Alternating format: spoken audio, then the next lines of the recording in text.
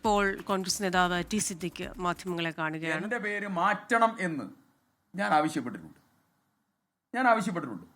ഇന്നും ഞാൻ അത് ആവശ്യപ്പെട്ടിട്ടുണ്ട്. ഇവിടെയും ആവശ്യപ്പെട്ടിട്ടുണ്ട്, പെരുമണ്ണ പഞ്ചായത്തിലും ആവശ്യപ്പെട്ടു. എന്റെ പേര് മാറ്റണം.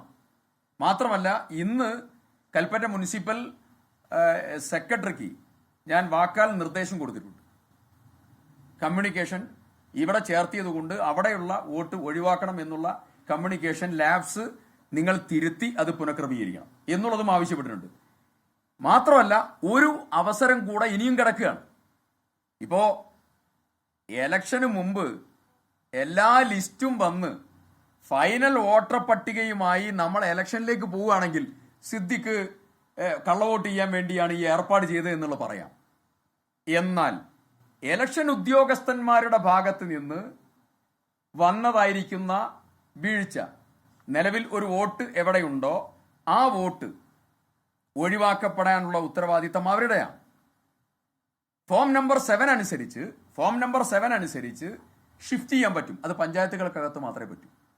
പുതുതായി ആഡ് ചെയ്യാനാണ് മുനിസിപ്പാലിറ്റിയിലും പഞ്ചായത്തിലും ഫോം നമ്പർ 4 അനുസരിച്ച് പറ്റുകയുള്ളൂ.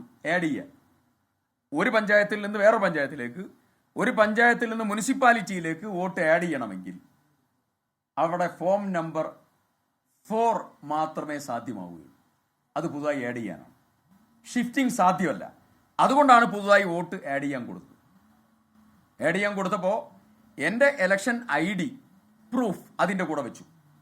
ഇലക്ഷൻ ID വെച്ചില്ലെങ്കിൽ പറയാം, എന്താ ഇവിടെയും വോട്ട് അവിടെയും വോട്ട് എന്ന് പറയാം. എൻ്റെ ഇലക്ഷൻ IDയുടെ പ്രൂഫ് വെച്ചതിൻ്റെ പ്രധാനപ്പെട്ട കാര്യം അവിടെ വോട്ട് ഉണ്ട്, അത് റെക്ടിഫൈ ചെയ്യണം എന്നുള്ളതായിരിക്കുന്ന നിർദ്ദേശമാണ്.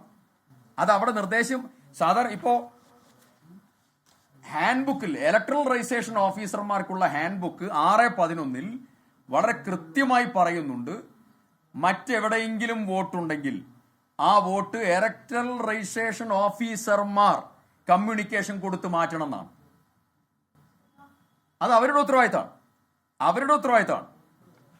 എന്നിട്ട് BJPക്ക് വേണ്ടി വക്കാലത്ത് പിടി 2 കാര്യമാണ് അവിടെ. ഒന്ന്, CPM ജില്ലാ സെക്രട്ടറിക്ക് CPMന്റെ വയനാട് ജില്ലയുടെ നിയന്ത്രണം ഇതുവരെ കിട്ടിയില്ല. വലിയ ആഭ്യന്തര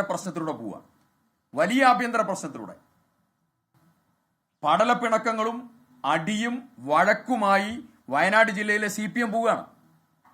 കുതികാൽ വെട്ടിലൂടെ അധികാരത്തിൽ വന്നതായിരിക്കുന്ന CPM ജില്ലാ സെക്രട്ടറി വയനാട് ജില്ലയിൽ മറ്റുള്ളവരുമായി രാഷ്ട്രീയ സംഘടന ഉണ്ടാക്കി തന്റെ നിയന്ത്രണം CPMൽ ഉറപ്പിക്കാൻ മറ്റുള്ളവരെ കരുവാക്കുക.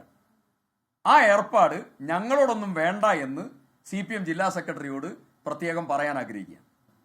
അത് പാർട്ടിക്കകത്ത് മതി, ഞങ്ങൾക്കെതിരായിട്ടൊന്നും വേണ്ട. മാത്രമല്ല, ഒരവസരം കൂടെ ഇത് റെക്ടിഫൈ ചെയ്യാനുള്ളത് വരികയാണ്. ഇനി മറ്റൊരു കാര്യം കൂടെ പറയാം. കള്ളവോട്ടിന്റെയും ഇരട്ട വോട്ടിന്റെയും ഇരയാണ് ഞാൻ. 2014 കാസർഗോഡ് പാർലമെന്റ് മണ്ഡലത്തിൽ മത്സരിച്ചപ്പോൾ ഞാൻ 2014 20,000-ൽ പരം കള്ളവോട്ടിന്റെ വ്യാജ വോട്ടിന്റെ CPM നിയന്ത്രിച്ച് നടപ്പിലാക്കിയതിന്റെ ഫലമായി പരാജയപ്പെട്ട ഒരാളാണ്. എന്റെ കണ്ണിന്റെ മുമ്പിൽ വെച്ചുകൊണ്ട് കള്ളവോട്ട് ചെയ്തിട്ടുണ്ട്. ലോകത്തെവിടെയായാലും ഏത് സമയത്തും 24 വാർത്തകളും ഓഗ്മെന്റഡ് റിയാലിറ്റി പാക്കേജുകളും എക്സ്പ്ലെയിനറുകളും വിശദമായി കാണാൻ ഞങ്ങളുടെ യൂട്യൂബ് ചാനൽ നിങ്ങൾക്ക് സബ്സ്ക്രൈബ് ചെയ്യാം.